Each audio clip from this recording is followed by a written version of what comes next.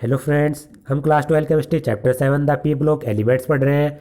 आज इसमें हम टॉपिक पढ़ेंगे oxo acids of phosphorus. Oxo acid वह एसिड्स होते हैं जिसमें ऑक्सीजन प्रेजेंट होता है। फॉस्फोरस के ऑक्सो एसिड्स में आपको दो बातें याद रखनी है। यहाँ पर फॉस्फोरस से एक डबली बॉन्डेड ऑक्सीजन जुड़ा हुआ होगा, साथ ही साथ फॉस्फोरस से कम एक OH जुड़ा हुआ होगा। जैसे हमने नाइट्रोजन के ऑक्सो एसिड पढ़े थे, वहां पर भी क्या था, नाइट्रोजन से एक डबली बॉन्डेड ऑक्सीजन जरूर जुड़ा हुआ था। तो यहाँ पर भी वही है।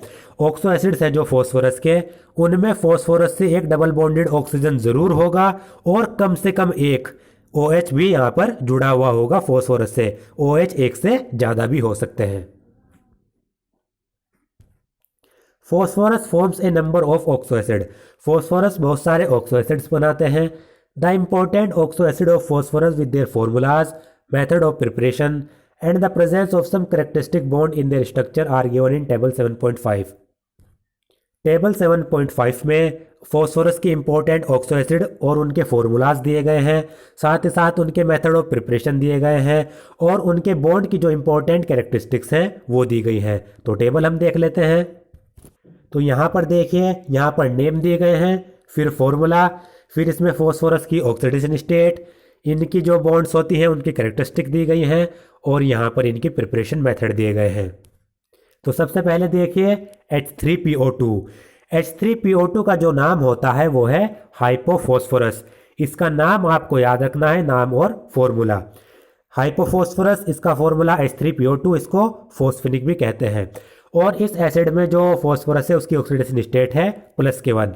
ऑक्सीडेशन स्टेट निकालने का तरीका मैंने आपको बता रखा है। तो देखिए H3PO2, यहाँ पर हमें फॉस्फोरस की ऑक्सीडेशन स्टेट निकालनी है। फॉस्फोरस को मान लेते हैं X प्लस, हाइड्रोजन के 3 एटम हैं तो 3, और हाइड्रोजन की ऑक्सीडेशन स्टेट +1 होती है तो 3 इंटू +1 प्लस, ऑक्सीजन के 2 एटम हैं और ऑक्सीजन की ऑक्सीडेशन स्टेट होती है -2, तो 2 इंटू -2, और ये पूरा का पूरा न्यूट्रल है तो इज इक्वल टू 0। तो यहाँ पर देखिए x प्लस 3 इंटू 1 क्या होगा 3, प्लस 2 इंटू -2 क्या हो जाएगा -4 इज इक्वल टू 0। तो x plus 3 -4 plus minus minus होता है इज इक्वल टू 0। तो यहाँ पर देखिए x प्लस के 3 और माइनस के 4 में से प्लस के 3 गए, -1 बचा इज इक्वल टू 0। तो x इज इक्वल टू -1 इधर चला जाएगा राइट हैंड साइड में, +1। तो यहाँ पर फॉस्फोरस की ऑक्सीडेशन स्टेट कितनी आई +1। इसको आप डायरेक्टली भी निकाल सकते हैं। कैसे, H3PO2, हाइड्रोजन की ऑक्सीडेशन स्टेट +1 होती है, 3 एटम है तो 3 इंटू 1 +3। ऑक्सीजन की ऑक्सीडेशन स्टेट -2 होती है, 2 एटम है तो 2 इंटू -2 -4, और ओवरऑल ये क्या है न्यूट्रल है, तो यानी इसके ऊपर ओवरऑल चार्ज होगा 0। तो एक तरफ -4, दूसरी तरफ +3, तो -4 में अगर +4 जोड़ दिया जाए तभी तो 0 होगा, और +4 करने के लिए क्या करना पड़ेगा, हमें यहां पर +1 रखना पड़ेगा। तो फॉस्फोरस की ऑक्सीडेशन स्टेट कितनी हुई +1, +3 +1 +4, और ये -4 बराबर 0 हो गया न्यूट्रल। तो इन दोनों की ऑक्सीडेशन स्टेट निकाल के हम फॉस्फोरस की निकाल सकते हैं। अब इनके बॉन्ड्स की कैरेक्टरिस्टिक देखिए। जो H3PO2 होगा, इसमें एक तो फॉस्फोरस और OH के बीच में बॉन्ड होगा, 2 होंगे फॉस्फोरस और हाइड्रोजन के बीच में बॉन्ड, और एक होगा फॉस्फोरस और ऑक्सीजन के बीच में डबल बॉन्ड। ये आपको याद करने की ज़रूरत नहीं है क्योंकि ये आप स्ट्रक्चर देख के आसानी से पता लगा सकते हैं। इसकी स्ट्रक्चर बनाना मैं आपको सिखा देता हूँ तो ये आपको आसानी से पता लग जाएगा। तो देखिए हमारे पास है H3PO2। अब आपको पता है यहाँ पर फॉस्फोरस के ऑक्सो एसिड में फॉस्फोरस से एक डबली बॉन्डेड ऑक्सीजन जरूर जुड़ा हुआ होगा, तो ये जोड़ दिया हमने ऑक्सीजन, और एक OH जरूर होगा, ये जोड़ दिया हमने OH। तो हमारे पास फॉस्फोरस एक था, खत्म हो गया, ऑक्सीजन हमारे पास दो थे, दोनों के दोनों हमने लगा लिए। बचे कितने हमारे पास, एक हाइड्रोजन था, 3 हाइड्रोजन है, उसमें से एक हाइड्रोजन हमने यूज़ कर लिया। बचे 2 हाइड्रोजन, उनको आपको यहाँ पर टेट्राहेड्रली जोड़ देना है। तो ये देखिए कितनी आसानी से हमने इसकी स्ट्रक्चर बना ली। सबसे पहले क्या करना है, फॉस्फोरस से डबली बॉन्डेड ऑक्सीजन जोड़ देना है, एक OH जोड़ देना है। अब देखिए फॉस्फोरस किस, यहाँ पर 2 ऑक्सीजन थे, दोनों के दोनों यूज़ हो गए। 3 हाइड्रोजन में से एक हाइड्रोजन यूज़ हो गया, बचे कितने, 2। दोनों को फॉस्फोरस से 2 हाइड्रोजन हमें जोड़ देने हैं। तो इस प्रकार से इसकी स्ट्रक्चर होगी। तो इसकी ऑक्सीडेशन, सबसे पहले हमें क्या पढ़ना है यहाँ पर, ऑक्सीडेशन स्टेट। तो ऑक्सीडेशन स्टेट कितनी है, +K1, ये हम निकाल चुके हैं। अब बात करते हैं इसमें हाइब्रिडाइजेशन की। तो हाइब्रिडाइजेशन कैसे निकालते हैं, हाइब्रिडाइजेशन निकालने का तरीका मैंने आपको बता रखा है, bond pair +K lone pair. Bond pair यहाँ पर कितने हैं, 1, 2, 3 और 4, क्योंकि डबल बॉन्ड इसको एक में ही गिनेंगे। तो बॉन्ड पेयर हमारे पास 4 हैं। या फिर इसमें देखें इससे कितने एटम जुड़े हुए हैं, 1, 2, 3 और 4। फॉस्फोरस से 4 एटम जुड़े हुए हैं, तो 4। लोन पेयर इस पे नहीं है क्योंकि फॉस्फोरस के पास 5 वैलेंस इलेक्ट्रॉन होते हैं, पांचों के पांचों उसने यूज़ कर लिए, एक यहाँ पर, एक यहाँ पर, एक यहाँ पर और 2 यहाँ पर। तो लोन पेयर इस पर कुछ नहीं बचा। तो 4 + 0 4 आया। और 4 का मतलब क्या होता है, sp3 हाइब्रिडाइजेशन। अब बात करते हैं इसकी एसिडिटी की और रिड्यूसिंग नेचर की। अगर हमें एसिडिटी इसकी देखनी है तो एसिडिटी देखने के लिए हम निकालते हैं एन फैक्टर। एन फैक्टर निकालने के लिए बस आपको करना क्या है, OH जितने भी हैं वो आपको देखने हैं। यहाँ पर OH कितना है, एक OH है, तो यहाँ से जो H पॉजिटिव आयन निकलेगा वो 1 निकलेगा। जो H पॉजिटिव आयन निकलेगा H3PO2 से वो हमेशा OH से निकलेगा। फॉस्फोरस से जो हाइड्रोजन जुड़े हुए हैं ये H पॉजिटिव आयन के रूप में नहीं निकलेंगे। तो कभी भी अगर आपको फॉस्फोरस के जो ऑक्सो एसिड हैं उनकी एसिडिटी आपको देखनी है, एसिडिक स्ट्रेंथ आपको देखनी है, तो आपको देखना है फॉस्फोरस से कितने OH ग्रुप जुड़े हुए हैं। यहाँ पर फॉस्फोरस से एक OH ग्रुप जुड़ा हुआ है तो यहाँ पर सिर्फ एक ही H पॉजिटिव आयन निकलेगा। तो यहाँ पर एन फैक्टर कितना हुआ, एन फैक्टर हुआ यहाँ पर 1, क्योंकि यहाँ पर OH एक है और OH से एक ही H पॉजिटिव आयन निकलेगा। अब आप कह सकते हैं यहाँ पर 2 और हाइड्रोजन भी तो जुड़े हुए हैं, ये भी तो H पॉजिटिव आयन के रूप में निकल सकते हैं, लेकिन ये H पॉजिटिव आयन के रूप में नहीं निकलेंगे। वो क्यों, क्योंकि जो फॉस्फोरस की इलेक्ट्रोनेगेटिविटी होती है वो होती है 2.18, हाइड्रोजन की जो इलेक्ट्रोनेगेटिविटी होती है वो होती है 2.19। यहाँ पर फॉस्फोरस और हाइड्रोजन की जो इलेक्ट्रोनेगेटिविटी है वो लगभग दोनों की बराबर है। इसके कारण यहाँ से जो ये बॉन्ड है ये तोड़ना आसान नहीं होता, यहाँ से जो ये हाइड्रोजन है ये H पॉजिटिव के रूप में नहीं निकल पाता। जबकि ऑक्सीजन और हाइड्रोजन के बीच में जो इलेक्ट्रोनेगेटिविटी का डिफरेंस है वो बहुत ज़्यादा है। ऑक्सीजन की इलेक्ट्रोनेगेटिविटी हाइड्रोजन से बहुत ज़्यादा है, इसलिए जो बॉन्डेड इलेक्ट्रॉन है वो ऑक्सीजन की तरफ आ जाते हैं। यहाँ पर OH बॉन्ड में ऑक्सीजन की तरफ क्या होंगे, बॉन्डेड इलेक्ट्रॉन ऑक्सीजन अपनी तरफ खींच लेगा, जिससे जो H पॉजिटिव आयन है वो निकलना आसान हो जाता है। पीएच के केस में ऐसा नहीं है, पीएच बॉन्ड के केस में। अब जो यहाँ पर ये एसिडिटी है, एसिडिक स्ट्रेंथ, जिसको हम एन फैक्टर से निकाल रहे हैं उसको हम बेसिसिटी भी कहते हैं।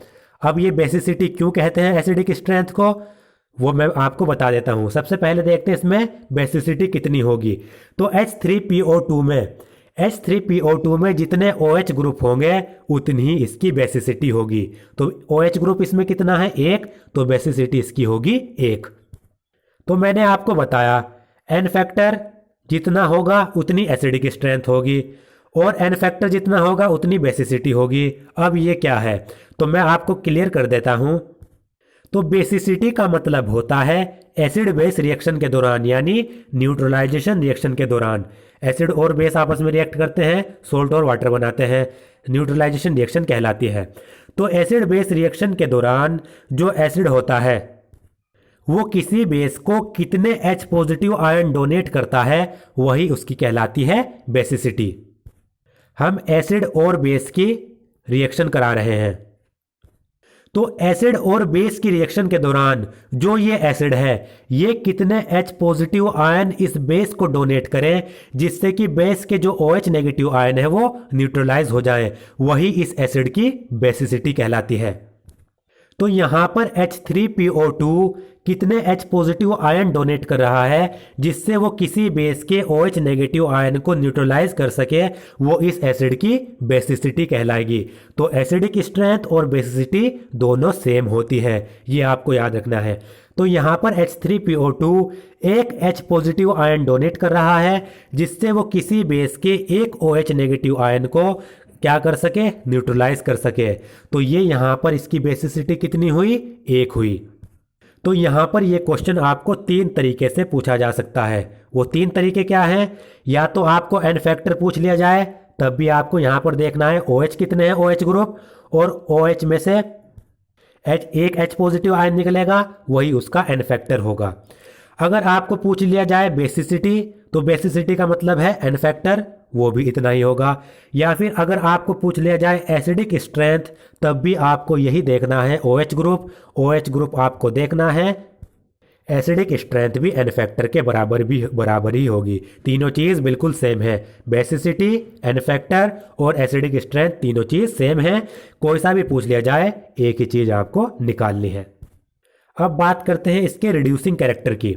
तो रिड्यूसिंग कैरेक्टर में आपको सिंपल मैं बता देता हूं क्या देखना है। जब भी आपको रिड्यूसिंग कैरेक्टर पूछ लिया जाए तो आपको देखना है फॉस्फोरस और हाइड्रोजन के बीच में pH बॉन्ड कितना है, फॉस्फोरस से कितने डायरेक्टली हाइड्रोजन जुड़े हुए हैं वो आपको देखना है। तो यहाँ पर देखिए, आपको फॉस्फोरस से डायरेक्टली ये वाला हाइड्रोजन जुड़ा हुआ है और ये वाला हाइड्रोजन जुड़ा हुआ है। और मान लीजिए आपको कोई ऐसे ही दूसरा एसिड दे दिया गया, सिंपल ऐसे ही मैं कोई बना देता हूं, दूसरा एसिड दे दिया गया। आपको ये 2 एसिड दे दिए गए, एक ये और एक ये। आपको पूछा गया इसमें से रिड्यूसिंग कैरेक्टर किसका ज़्यादा है। तो रिड्यूसिंग कैरेक्टर को चेक करते समय आपको देखना है फॉस्फोरस से कौन से एसिड में हाइड्रोजन एटम डायरेक्टली जुड़े हुए हैं। जिस भी एसिड में फॉस्फोरस से डायरेक्टली हाइड्रोजन एटम ज़्यादा जुड़े हुए होंगे उसका रिड्यूसिंग कैरेक्टर ज़्यादा होगा। तो इसमें देखिए फॉस्फोरस से डायरेक्टली 1 और 2 हाइड्रोजन जुड़े हुए हैं, इस वाले एसिड में फॉस्फोरस से डायरेक्टली 1 हाइड्रोजन एटम जुड़ा हुआ है। तो रिड्यूसिंग कैरेक्टर किसका ज़्यादा होगा, इस वाले एसिड का, क्योंकि रिड्यूसिंग कैरेक्टर का मतलब होता है दूसरे कंपाउंड को अपने हाइड्रोजन डोनेट कर देना और उसको रिड्यूस कर देना। तो इसके पास डायरेक्ट 2 हाइड्रोजन है डोनेट करने के लिए। तो जो ये H3PO2 है ये 2 हाइड्रोजन डोनेट कर सकता है दूसरे कंपाउंड को और उसको रिड्यूस कर सकता है। तो इसकी रिड्यूसिंग पावर ज़्यादा होगी, जबकि इस वाले एसिड में सिर्फ 1 ही हाइड्रोजन है डोनेट करने के लिए दूसरे एसिड को, मतलब दूसरे कंपाउंड को। तो इसकी रिड्यूसिंग पावर इससे कम होगी। तो रिड्यूसिंग पावर जिसमें फॉस्फोरस से डायरेक्टली ज़्यादा हाइड्रोजन जुड़े होंगे उसकी रिड्यूसिंग पावर ज़्यादा, जिसमें कम होंगे उसकी रिड्यूसिंग पावर कम। और इसमें एक इम्पोर्टेंट बात आपको याद रखनी है, रिड्यूसिंग पावर चेक करते समय आपको जो ये ऑक्सीजन से हाइड्रोजन जुड़ा हुआ है OH में, ये आपको कंसिडर नहीं करना है, सिर्फ यही कंसिडर किया जाएगा। इसका कारण क्या है, क्योंकि OH से जो हाइड्रोजन निकलता है वो H पॉजिटिव आयन के रूप में निकलता है, जबकि P और H के बीच में जो बॉन्ड है इससे जो हाइड्रोजन निकलेगा वो फ्री रेडिकल के रूप में निकलेगा। यहाँ से ये अपना इलेक्ट्रॉन लेगा और रेडिकल के रूप में निकलेगा। तो जो रिडक्शन होगा उसमें ये वाला कंसिडर किया जाएगा, ये कंसिडर नहीं किया जाएगा। अब देख लेते हैं इसकी बॉन्ड कैरेक्टरिस्टिक की। तो इसमें देखिए, इसमें एक तो है phosphorus to double bond oxygen, यह आपको सिंपल स्ट्रक्चर से पता चल रहा है। एक है बॉन्ड हमारे पास 1POH बॉन्ड, ये सिंगल है, सिंगल बॉन्ड, और 2 है हमारे पास 2 फॉस्फोरस टू हाइड्रोजन बॉन्ड। तो ये स्ट्रक्चर से आप सिंपल देख सकते हैं। अब ये इसका प्रिपरेशन मेथड दिया गया है, यहाँ पर रिएक्शन तो दी नहीं गई, तो ये प्रिपरेशन मेथड इनके इतने इंपॉर्टेंट नहीं है, फिर भी देख लेते हैं। H3PO2 को अगर हमें बनाना है तो वाइट फॉस्फोरस को अगर हम किसी भी एल्कलाई के साथ रिएक्ट करा दें तो H3PO2 बन जाएगा, ये इतना इंपॉर्टेंट नहीं है। अगला है हमारे पास H3PO3। H3PO3 होता है ऑर्थो फॉस्फोरस एसिड, जिसको हम फॉस्फोनिक एसिड भी कहते हैं। नाम आपको याद रखना है, ऑर्थो फॉस्फोरस एसिड। इसमें फॉस्फोरस की ऑक्सीडेशन स्टेट होगी +3। तो देखिए निकाल लेते हैं डायरेक्ट मेथड से। H3PO3। हमारे पास हाइड्रोजन 3 है तो 3 × 1 प्लस के 3। ऑक्सीजन हमारे पास 3 एटम है, एक ऑक्सीजन के पास माइनस के 2 तो 3 × माइनस के 2 माइनस के 6। ओवरऑल न्यूट्रल तो माइनस के 6 है प्लस के 3 है। तो इसको न्यूट्रल करने के लिए, जीरो करने के लिए हमें क्या करना पड़ेगा, प्लस के 3 और जोड़ना पड़ेगा, क्योंकि माइनस के 6 प्लस के 6 जीरो हो जाएंगे। तो फॉस्फोरस की ऑक्सीडेशन स्टेट प्लस के 3 आई। तो ऑक्सीडेशन स्टेट हम आसानी से निकाल सकते हैं। तो अब इसकी हम स्ट्रक्चर बना लेते हैं। तो देखिए, अब देखिए हमारे पास क्या दिया गया है, H3PO3। यहाँ पर देखिए सबसे पहले तो वही है, फॉस्फोरस से डबल बॉन्डेड ऑक्सीजन जुड़ा हुआ होगा एक, और एक OH ग्रुप यहाँ से इससे जुड़ा हुआ होगा। अब देखिए हमारे पास बचा क्या, एक फॉस्फोरस हमने यूज़ कर लिया, 2 ऑक्सीजन यूज़ कर लिए, एक ऑक्सीजन बचा तो एक ऑक्सीजन हमने यहाँ पर लगा दिया। हाइड्रोजन हमने 3 में से एक यूज़ कर लिया, बचे कितने, 2 हाइड्रोजन। एक हाइड्रोजन यहाँ लगा दिया, एक हाइड्रोजन इससे जोड़ दिया, क्योंकि स्ट्रक्चर तो टेट्राहेड्रल बनानी है हमें। टेट्राहेड्रल स्ट्रक्चर कैसी होती है, इस प्रकार की। तो ऐसा तो नहीं कि हम यहाँ पर एक और हाइड्रोजन यहाँ पर अलग से जोड़ दें, तो एक हाइड्रोजन जो बचा उसको ऑक्सीजन के साथ जोड़ दिया, तो सिंपल इसकी हमारे पास स्ट्रक्चर बन गई H3PO3। बात करते हैं इसकी एन फैक्टर की, या फिर कहें बेसिसिटी की। तो बेसिसिटी इसकी कितनी होगी, बेसिसिटी इसकी कितनी होगी, बेसिसिटी के लिए मैंने क्या बताया था, OH ग्रुप देखते हैं। तो 1 2 OH ग्रुप है, यानी ये 2 H पॉजिटिव आयन दे सकता है। तो एन फैक्टर भी 2, यानी बेसिसिटी भी 2, और 2 को हम कहते हैं डाई बेसिक। ये आपको याद रखना है, 2 को हम क्या कहेंगे, डाई बेसिक। ये जो H3PO3 होता है ये डाई बेसिक नेचर का होता है। इसका एन फैक्टर 2, एसिडिक स्ट्रेंथ 2 और बेसिसिटी 2, तीनों एक ही चीज़ है। इसकी हाइब्रिडाइजेशन निकालने के लिए मैंने आपको क्या बताया, bond pair plus non pair, यानी फॉस्फोरस से कितने एटम जुड़े हुए हैं, 1 2 3 और 4। ये 4 बॉन्ड बना रहा है, 4 में से 3 सिंगल है, 1 डबल है, तो 4। और लोन पेयर इसके पास नहीं बचा, क्योंकि फॉस्फोरस ने सारे के सारे यूज़ कर लिए, पांचों के पांचों वैलेंस इलेक्ट्रॉन। तो 4 आया, 4 का मतलब sp3। तो यहाँ पर फॉस्फोरस की हाइब्रिडाइजेशन sp3 होगी। दूसरी चीज़ हमने निकाल ली। रिड्यूसिंग पावर देखते हैं, तो फॉस्फोरस से सिर्फ एक ही हाइड्रोजन जुड़ा हुआ है, एक हाइड्रोजन का मतलब इसकी रिड्यूसिंग पावर H3PO2 से कम होगी। रिड्यूसिंग पावर देखने के लिए फॉस्फोरस से जो डायरेक्टली हाइड्रोजन जुड़े हैं वो हम देखते हैं। तो यही हम 3-4 चीज़ें देखते हैं, हम ये हमने देख ली। बॉन्ड कैरेक्टरिस्टिक देखें, यहाँ पर एक तो P डबल बॉन्ड ऑक्सीजन है, 2 P2OH बॉन्ड है, और 1 फॉस्फोरस टू हाइड्रोजन बॉन्ड है। सिंपल स्ट्रक्चर बना के आपको याद रखने की ज़रूरत नहीं, आसानी से आप देख सकते हैं। तो यहाँ पर देखिए 2 P2OH बॉन्ड, 1 PH और 1 P2 ऑक्सीजन डबल बॉन्ड। और इसको बनाने का तरीका है P2O3 की रिएक्शन आप अगर H2O के साथ करा दें, वाटर के साथ करा दें, तो आप ये ऑर्थो फॉस्फोरस एसिड बना सकते हैं। बात करते हैं अब अगले एसिड की, पायरोफॉस्फोरस एसिड। अब जो ये पायरोफॉस्फोरस एसिड होता है, इसके जो यहाँ पर फॉर्मूला होगा वो H4P2O5 होगा। ऑक्सीडेशन स्टेट डायरेक्ट मेथड से निकालते हैं। तो देखिए H4 यानी हाइड्रोजन 4 है, एक हाइड्रोजन की एक ऑक्सीडेशन स्टेट, तो इसके ऊपर प्लस के 4। ऑक्सीजन 5 है, एक की -2, तो 5 × -2 माइनस के 10। तो यहाँ पर देखिए माइनस का 10 प्लस के 4, तो इसको अगर प्लस के 10 करना है तो प्लस का 6 इसमें जोड़ना पड़ेगा।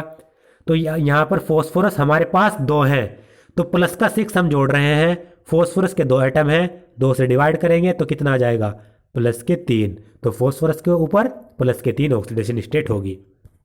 तो देखिए प्लस के 4 ये हमने यहाँ पर लिखी, और ये माइनस के 10 इधर, तो 2 × प्लस के 3 प्लस के 6, तो माइनस के 10 प्लस के 10 0 आ गई इसकी ऑक्सीडेशन स्टेट प्लस के 3। अब जो ये पायरोफॉस्फोरस एसिड होता है, इसमें बस आपको एक इम्पोर्टेंट बात याद रखनी है। जहाँ पर भी पायरो टर्म आ जाए, पायरो का मतलब होता है यहाँ पर 2 फॉस्फोरस होंगे और इन फॉस्फोरस के बीच में एक ऑक्सीजन अटैच होगा, यानी एक ऑक्सीजन इस फॉस्फोरस से भी और इस फॉस्फोरस से भी जुड़ा होगा। जहाँ पर भी आपको पायरो लिखा मिल जाए तो आपको याद रखना है POP, यानी पॉप। पॉप का मतलब फॉस्फोरस, ऑक्सीजन और फॉस्फोरस, इन तीनों के बीच में एक बॉन्ड ये सिंगल सिंगल बॉन्ड जरूर होंगे। ये वाला ऑक्सीजन इस फॉस्फोरस से भी, इस फॉस्फोरस से भी सिंगल बॉन्ड से जरूर जुड़ा हुआ होगा जहां पर भी पायरोटर्म आ जाए।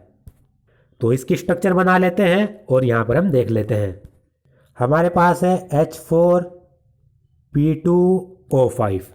तो यहाँ पर देखिए मैंने बताया फॉस्फोरस और इनसे एक ऑक्सीजन जरूर जुड़ा हुआ होगा पायरो में, तो ये यहाँ पर हमने जोड़ दिया। और ऑक्सो एसिड में ऑक्सीजन से फॉस्फोरस से डबल बॉन्डेड ऑक्सीजन भी ज़रूर होता है। तो यहाँ पर देखिए अब हमारे पास ऑक्सीजन हमने 5 में से 3 यूज़ कर लिए, बचे 2, एक ऑक्सीजन इसके साथ जोड़ दिया, एक ऑक्सीजन इसके साथ जोड़ दिया, तो ऑक्सीजन सारे यूज़ हो गए।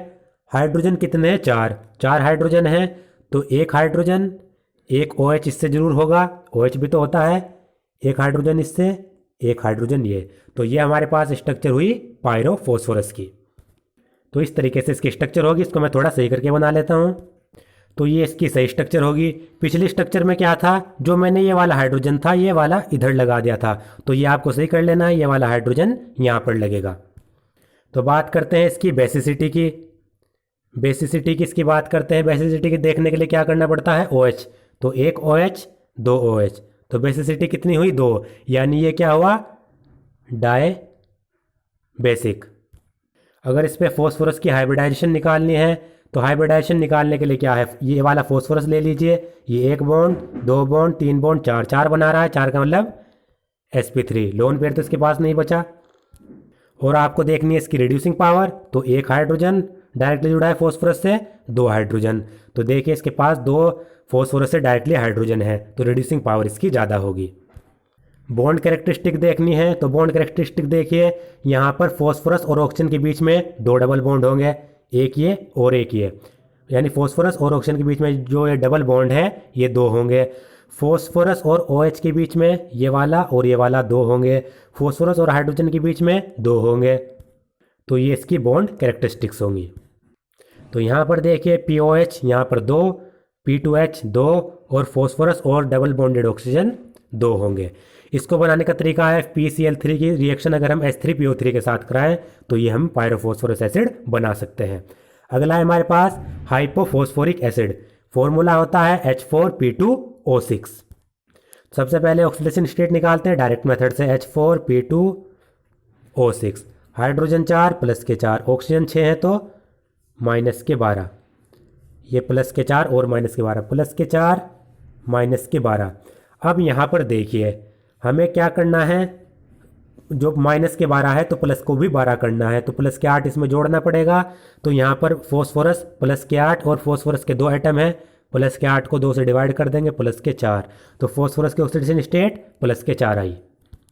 अब इसकी स्ट्रक्चर बना लेते हैं H4P2O6 की। तो यहाँ पर देखिए H4P2O6, तो इसमें फॉस्फोरस कितने हैं? 2, पायरो तो है नहीं तो ऑक्सीजन के बीच में नहीं होगा, 2 फॉस्फोरस, और फॉस्फोरस से डबल बॉन्डेड ऑक्सीजन भी जरूर होता है, कम से कम एक OH ग्रुप भी जरूर होता है। तो एक इससे OH हमने लगा दिया, एक इससे OH हमने लगा दिया। अब हमारे पास बचे क्या? ऑक्सीजन 6 थे और ये एक बॉन्ड तो इनके बीच में होगा ही है। ऑक्सीजन हमारे पास 6 थे, 4 यूज़ कर लिए, एक ऑक्सीजन बचा 5वां और ये ऑक्सीजन बचा 6ठा हमारे पास। हाइड्रोजन 4 में से 2 यूज़ कर लिए, तो 2 हाइड्रोजन बचे, 2 को इनके साथ जोड़ देंगे, तो ये इसकी स्ट्रक्चर होगी। बात करते हैं इसकी बेसिसिटी की या फिर एन फैक्टर की। तो बेसिसिटी कितनी? OH इसमें 4 है तो 4, ये कैसा होगा? टेट्रा बेसिक, ये आपको याद रखना है। बात करते हैं रिड्यूसिंग पावर की। रिड्यूसिंग पावर इसमें क्या होगी? 0, क्योंकि फॉस्फोरस से डायरेक्टली कोई भी हाइड्रोजन नहीं जुड़ा हुआ। इसकी हमने बात कर ली। बात करते हैं हाइब्रिडाइजेशन की। हाइब्रिडाइजेशन देखिए, ये फॉस्फोरस को ले लीजिए, 1 2 3 और ये फॉस्फोरस 4 बॉन्ड बना रहा है, यानी पांचों के पांचों इसने वैलेंस इलेक्ट्रॉन यूज़ कर लिए, एक यहाँ पर एक यहाँ पर एक यहाँ पर और 2 यहाँ पर, तो 4 का मतलब sp3 हाइब्रिडाइज्ड होगा। रिड्यूसिंग पावर इसकी बिल्कुल 0 होगी क्योंकि फॉस्फोरस से कोई भी डायरेक्टली हाइड्रोजन नहीं जुड़ा हुआ। बात करते हैं बॉन्ड कैरेक्टरिस्टिक की। 2 बॉन्ड कैरेक्टरिस्टिक में 2 बॉन्ड होंगे फॉस्फोरस और ऑक्सीजन के बीच में डबल बॉन्ड 2 होंगे, एक होगा फॉस्फोरस और फॉस्फोरस के बीच में सिंगल 1, और 4 होंगे फॉस्फोरस और OH के बीच में बॉन्ड। तो यहाँ पर देखिए 4P2OH, 2P double bond O और एक P2P बॉन्ड। इसको बनाने के लिए रेड फॉस्फोरस की रिएक्शन एल्कलाई के साथ करा दे किसी भी, तो बन जाएगा H4P2O6। अगला है ऑर्थोफॉस्फोरिक एसिड। इसका फॉर्मूला होता है H3PO4 और इसमें फॉस्फोरस की ऑक्सीडेशन स्टेट प्लस के 5 होगी। डायरेक्ट मेथड से निकालते हैं H3PO4। हाइड्रोजन 3 प्लस के 3, ऑक्सीजन चार्ज 4 इंटू -2 -8, तो -8 प्लस के 3, इसको प्लस के 8 करने के लिए प्लस के 5 करना पड़ेगा, तो फॉस्फोरस की प्लस के 5 ऑक्सीडेशन स्टेट। अब बना लेते हैं इसकी स्ट्रक्चर। हमें दिया गया है H3PO4, ठीक है। अब इसमें वही होगा, फॉस्फोरस से एक डबल बॉन्डेड ऑक्सीजन जरूर होगा और एक OH भी जरूर जुड़ा हुआ होगा। हो गए, ऑक्सीजन 4 थे, 2 यूज़ हो गए, बचा कितना, 2 ऑक्सीजन, तो 2 ऑक्सीजन मैंने यहाँ पर जोड़ दिए। हाइड्रोजन 3 थे, 1 यूज़ हो गया, बचे कितने, 2, तो 2 हमने यहाँ पर जोड़ दिए। टेट्राहेड्रल स्ट्रक्चर बनती है, तो यहाँ पर हमने 2 हाइड्रोजन ऑक्सीजन के साथ जोड़ दिए। वही है बेसिसिटी या फिर एन फैक्टर, इसमें कितना होगा, बेसिसिटी यानी एन फैक्टर भी इसको कहते हैं, ये तो मैंने आपको बता ही रखा है। तो 3 OH ग्रुप है तो बेसिसिटी 3 होगी, 3 का मतलब ट्राई बेसिक। इसको क्या कहेंगे हम, ट्राई बेसिक, ये आपको याद रखना है। रिड्यूसिंग पावर, बिल्कुल रिड्यूसिंग पावर कितनी होगी, 0। वो क्यों, 0 क्यों, क्योंकि फॉस्फोरस से डायरेक्टली कोई भी हाइड्रोजन नहीं जुड़ा हुआ। फॉस्फोरस की हाइब्रिडाइजेशन अगर निकालें, फॉस्फोरस से 1 2 3 4 एटम जुड़े हुए हैं, तो हाइब्रिडाइजेशन मतलब sp3 होगी इसकी, क्योंकि 4 बॉन्ड पेयर बना रहा है, 1 डबल बॉन्ड 3 सिंगल, 4 और लोन पेयर इसके पास कोई भी नहीं बचा, तो 4 का मतलब sp3 हाइब्रिडाइजेशन, ये हमने पढ़ ली। बात करते हैं अब इसकी बॉन्ड कैरेक्टरिस्टिक की। तो इसमें देखिए 3P2OH बॉन्ड बन रहे हैं, 1 2 3, ये सिंगल ही है, ये बन रहा है, और एक बन रहा है phosphorus to double bonded oxygen, ये वाला बॉन्ड। तो ये सिंपल हम स्ट्रक्चर से देख सकते हैं। अब देखिए इसको बनाने का तरीका, P4O10 की रिएक्शन अगर वाटर के साथ करा दे तो हम ये H3PO4 बना सकते हैं। अगला है हमारे पास पायरोफॉस्फोरिक एसिड। यहाँ पर पायरो दिया गया और ऊपर क्या था, पायरोफॉस्फोरस, यहाँ पर है पायरोफॉस्फोरिक, इसका मतलब होता है H4P2O7। यहाँ पर भी वही होगा POP, ये आपको याद रखना है। स्ट्रक्चर जब हम बनाएंगे तब मैं आपको दिखा दूंगा। पायरो, यहाँ पर फॉस्फोरिक है, ऊपर फॉस्फोरस था, तो इन दोनों के फॉर्मूले आपको याद रखने हैं। ऑक्सीडेशन स्टेट यहीं पर निकाल के H4P2O7 डायरेक्ट मेथड से। हाइड्रोजन की +1 होती है, 4 एटम है, प्लस के 4, ऑक्सीजन के साथ है तो 7 इंटू -2 -14, -14 प्लस के 4, तो प्लस के 4 को -14 करने के लिए प्लस के 10 जोड़ना पड़ेगा। फॉस्फोरस के 2 है तो प्लस के 14 -14 0, फॉस्फोरस 2 एटम है तो 10/2 5, तो फॉस्फोरस की हो गई प्लस के 5। तो पायरोफॉस्फोरिक को देखिए H4P2O7, इसमें वही होगा POP, वो तो आपको याद रखना है क्योंकि पायरो लगा हुआ है, POP, इन तीनों के बीच में सिंगल बॉन्ड होगा। साथ ही साथ फॉस्फोरस से डबल बॉन्डेड ऑक्सीजन जरूर होता है, ये भी होगा, और फॉस्फोरस से कम एक OH ग्रुप जरूर जुड़ा हुआ होता है, ये OH, यहाँ पर ये OH। ऑक्सीजन 7 थे, 5 यूज़ हो गए, 5 ऑक्सीजन यूज़ हो गए, बचे कितने, 2 ऑक्सीजन, तो 1 ऑक्सीजन इससे, 1 ऑक्सीजन इससे। हाइड्रोजन 4 थे, 2 यूज़ हो गए, तो 2 बचे, तो 2 हाइड्रोजन इस ऑक्सीजन से जोड़ देंगे। तो ये हुआ हमारा पायरोफॉस्फोरिक एसिड। वही है, बेसिसिटी निकालनी है, तो बेसिसिटी निकालने के लिए बेसिसिटी या फिर N factor, 1 OH 2 OH 3 OH 4 OH, जो 4 OH है हमारे पास, 4 का मतलब टेट्रा बेसिक, इसका एन फैक्टर क्या हुआ, 4। एसिडिक स्ट्रेंथ कितनी हुई, 4। Reducing power, reducing power phosphorus से डायरेक्टली कोई भी हाइड्रोजन नहीं जुड़ा हुआ, बिल्कुल 0, ठीक है। हाइब्रिडाइजेशन, हाइब्रिडाइजेशन वही होगी sp3, आप ये डायरेक्टली भी देख सकते हैं, इस फॉस्फोरस से 1 एटम 2 एटम 3 एटम 4 एटम जुड़े हुए हैं, तो क्या हो गया, sp3 हाइब्रिडाइजेशन। बॉन्ड कैरेक्टरिस्टिक देख लेते हैं, तो 4P2OH, 1 2 3 और 4, 4P2OH बॉन्ड है, फॉस्फोरस और OH के बीच में single, 2P double bonded oxygen, ये वाला, और एक होता है POP, ये वाला बॉन्ड। जो ये इसमें पायरो था, इसमें भी आप 1POP बॉन्ड लिख सकते हैं इसके बॉन्ड कैरेक्टरिस्टिक्स में। इसको बनाने का तरीका है, फॉस्फोरिक एसिड को अगर हम हीट कर देंगे तो हमारा पायरोफॉस्फोरिक एसिड बन जाएगा।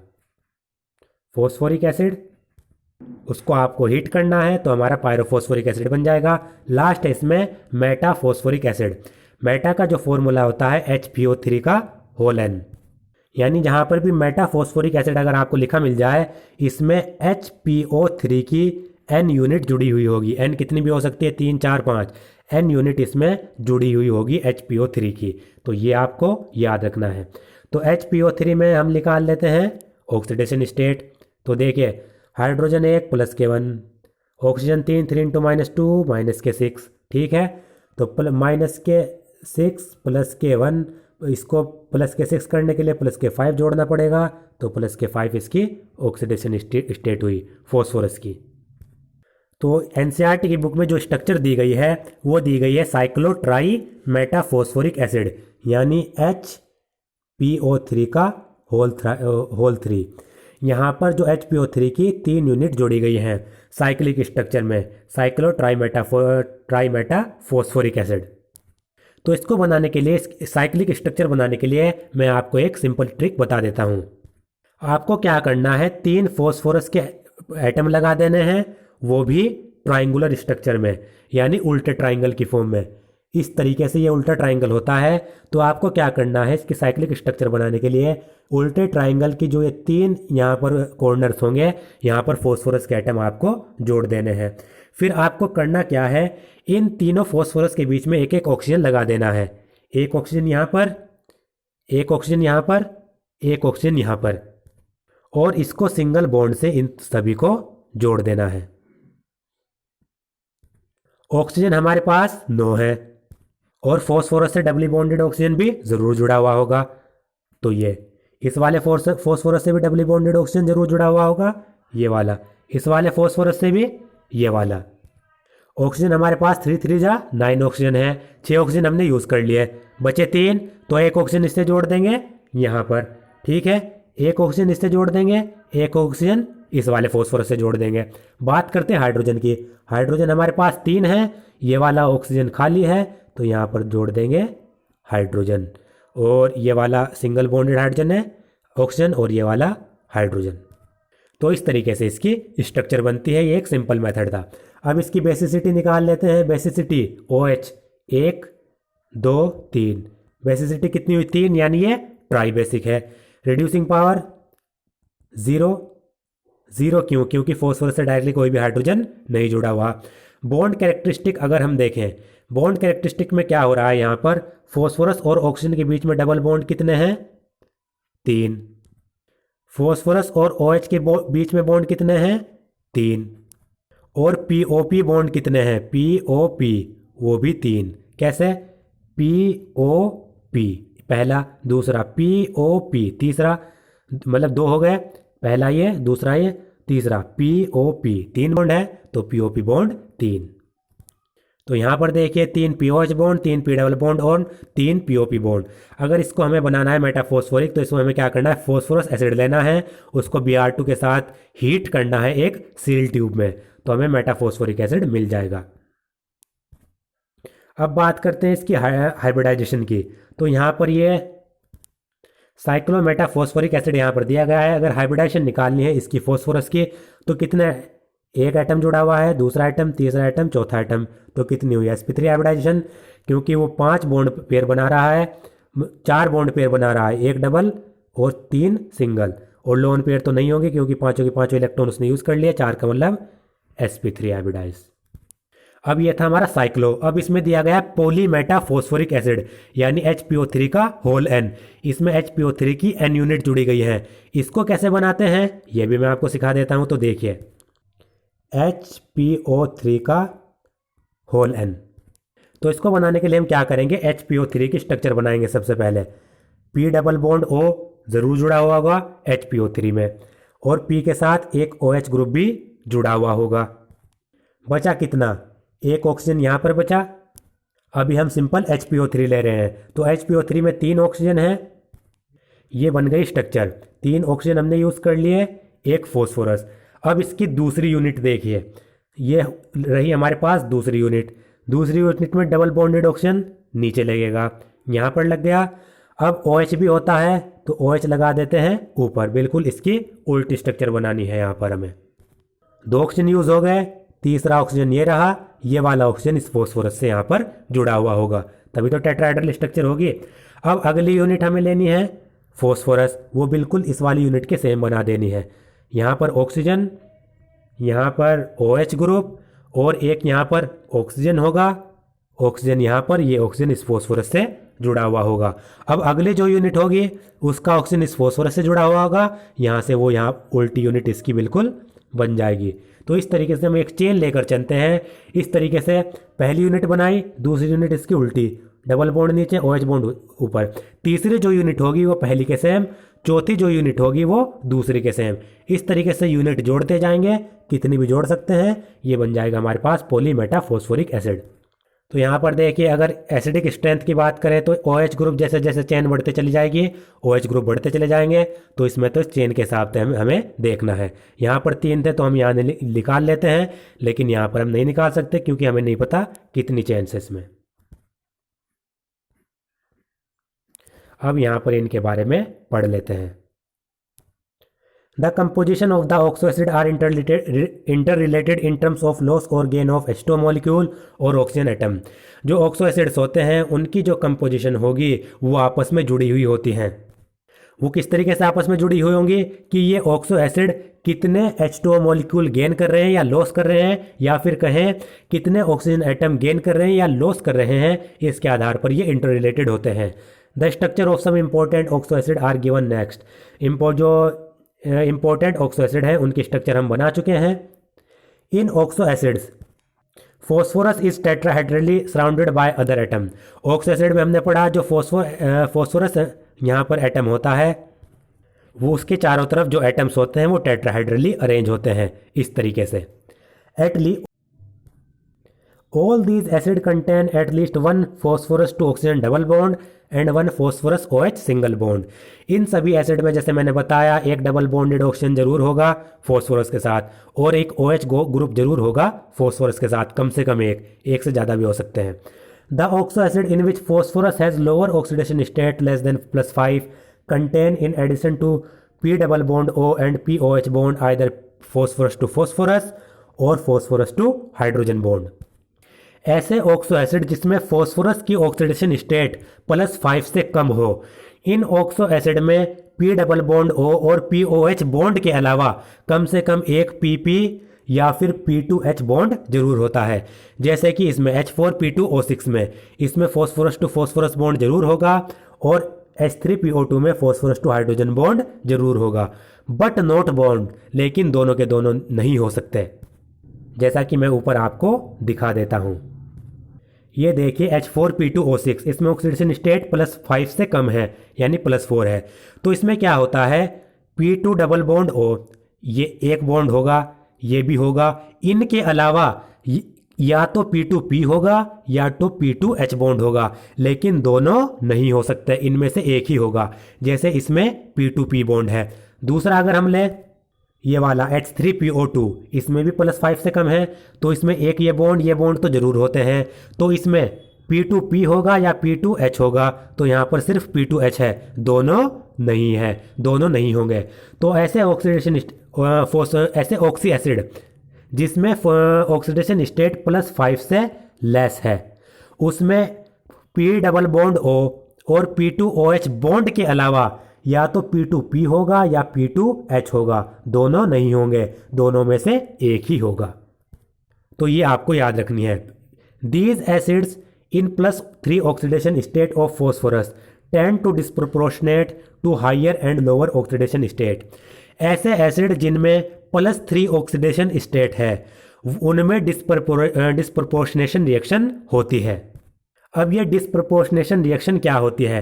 तो ऐसी रिएक्शन जिसमें हमें जो एसिड दिया गया है या फिर जो कंपाउंड दिया गया है वो ऐसे दो या दो से ज़्यादा ऐसे सब्सटेंस में ट्रांसफॉर्म हो जाए, बदल जाए, जिन सब्सटेंस की ऑक्सीडेशन स्टेट इस वाले हमारे पास रिएक्टेंट से एक सब्सटेंस की ज़्यादा होगी, एक से कम होगी। यहाँ मैं समझा देता हूँ। जैसे H3PO3 है, ये H3PO3 जब ये ऐसे प्रोडक्ट में ट्रांसफॉर्म होगा जिन प्रोडक्ट की ऑक्सीडेशन स्टेट एक प्रोडक्ट की तो इससे कम होगी और एक प्रोडक्ट की इससे ज़्यादा होगी। जैसे H3PO3 में यहाँ पर फॉस्फोरस की कितनी है, प्लस के 3। H3PO4 में प्लस के 5 ऑक्सीडेशन स्टेट। PH3 में अगर हम बात करें इसमें होगी फॉस्फोरस की -3। तो आप यहाँ पर देख सकते हैं H3PO3 में प्लस के 3 ऑक्सीडेशन स्टेट है। तो ये जो H3PO3 है ये ऐसे सब्सटेंस में ट्रांसफॉर्म हो रहा है जिसमें से एक सब्सटेंस की ऑक्सीडेशन स्टेट इससे ज़्यादा है और एक सब्सटेंस की ऑक्सीडेशन स्टेट इससे कम है। तो ये कहलाती है डिस्प्रोपोर्शनेशन रिएक्शन। यानी किसी भी सब्सटेंस का ऐसे दो या दो से ज़्यादा डिसिमिलर सब्सटेंस में ट्रांसफॉर्म हो जाना जिसमें एक की ऑक्सीडेशन स्टेट उससे ज़्यादा होगी, एक की ऑक्सीडेशन स्टेट उससे कम होगी, ये कहलाती है हमारी डिस्प्रोपोर्शनेशन रिएक्शन। और इसमें आप देख सकते हैं यहाँ पर हो रहा है ऑक्सीडेशन, क्योंकि +3 से +5 ऑक्सीडेशन जा रही है, इलेक्ट्रॉन लूज हो रहे हैं। और इसमें हो रहा है रिडक्शन, यानी +3 से -3 में जा रहे हैं, यानी गेन ऑफ इलेक्ट्रॉन हो रहा है। तो यहाँ पर ये रिडक्शन, यहाँ पर ये ऑक्सीडेशन। तो यहाँ पर आप देख सकते हैं इस एक ही कंपाउंड से 2 कंपाउंड बन रहे हैं और इन ये दो कंपाउंड बन रहे हैं। इसमें एक की तो ऑक्सीडेशन स्टेट ज़्यादा हो रही है, एक की कम हो रही है, यानी यहाँ पर फॉस्फोरस का ऑक्सीडेशन हो रहा है और फॉस्फोरस का इसी कंपाउंड में क्या हो रहा है, रिडक्शन हो रहा है। तो ये कहलाती है हमारी डिस्प्रोपोर्शनेशन रिएक्शन। यानी यहाँ पर साइमल्टेनियस ऑक्सीडेशन और रिडक्शन हो रहा है, एक के साथ ऑक्सीडेशन एक के साथ रिडक्शन, ये कहलाती है डिस्प्रोपोर्शनेशन रिएक्शन। और ये किस में होगी, ये +3 ऑक्सीडेशन स्टेट वाले ऑक्सो एसिड में होगी। एग्जाम्पल के तौर पर ये ऑर्थोफॉस्फोरस एसिड है, ये इसको हीट करने पर डिस्प्रोपोर्शनेट हो जाता है ये ऑर्थोफॉस्फोरिक एसिड में और फोस्फीन में। यहाँ पर ये रिएक्शन आप देख सकते हैं।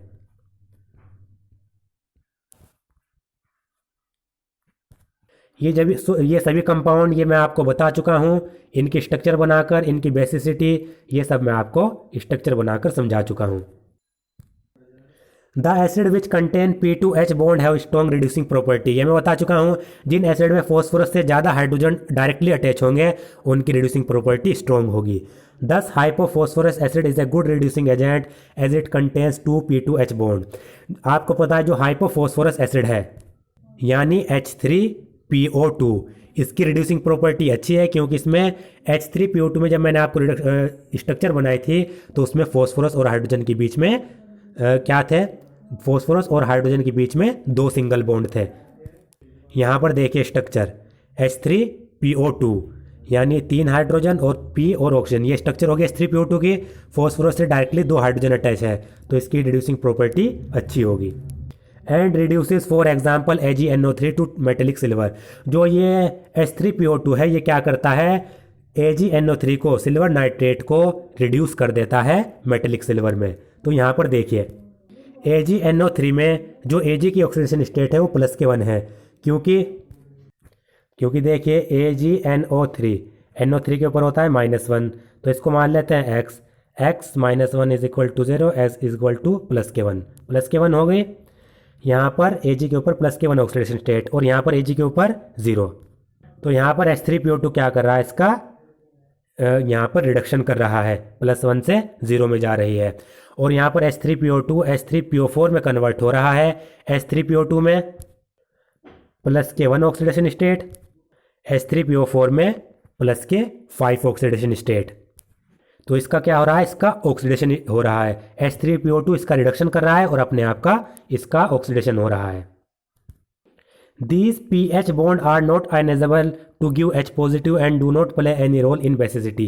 अब जो ये P2H bonds होते हैं ये नॉन आयनाइजेबल होते हैं, ये मैंने आपको बताया था। इनका जो बेसिसिटी में या फिर कहें एसिडिक स्ट्रेंथ में इनका कोई भी रोल नहीं होगा। Only those hydrogen atom which are attached with oxygen in P2OH bond are ionizable and cause the basicity। Basicity वही हाइड्रोजन एटम करेंगे जो P2OH बॉन्ड से अटैच होंगे, यही H पॉजिटिव आयन के रूप में निकलेंगे, ये आपको मैं बता चुका हूँ।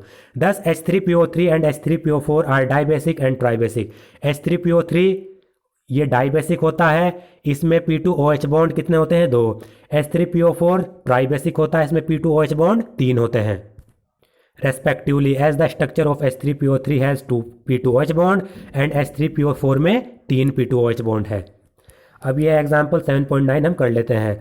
How do you account for the reducing behaviour of H3PO2 on the basis of its structure. H3PO2 की स्ट्रक्चर के आधार पर आप किस तरीके से इसके रिड्यूसिंग बिहेवियर को देखेंगे। तो H3PO2 की स्ट्रक्चर देख लेते हैं। ये हुई यहाँ पर H3PO2 की स्ट्रक्चर। तो यहाँ पर आप यहाँ पर देख सकते हैं इसमें फॉस्फोरस से 2 हाइड्रोजन एटम डायरेक्टली अटैच हैं, तो इसकी बेसिसिटी अच्छी होगी। In H3PO2 2 hydrogen atom are bonded directly to phosphorus atom which impart reducing character to the acid. जो ये फॉस्फोरस से 2 हाइड्रोजन एटम डायरेक्टली अटैच हैं, ये इसके रिड्यूसिंग करेक्टर को इंक्रीज कर देते हैं। तो यहाँ पर ये H3PO2 अच्छा रिड्यूसिंग एजेंट होगा।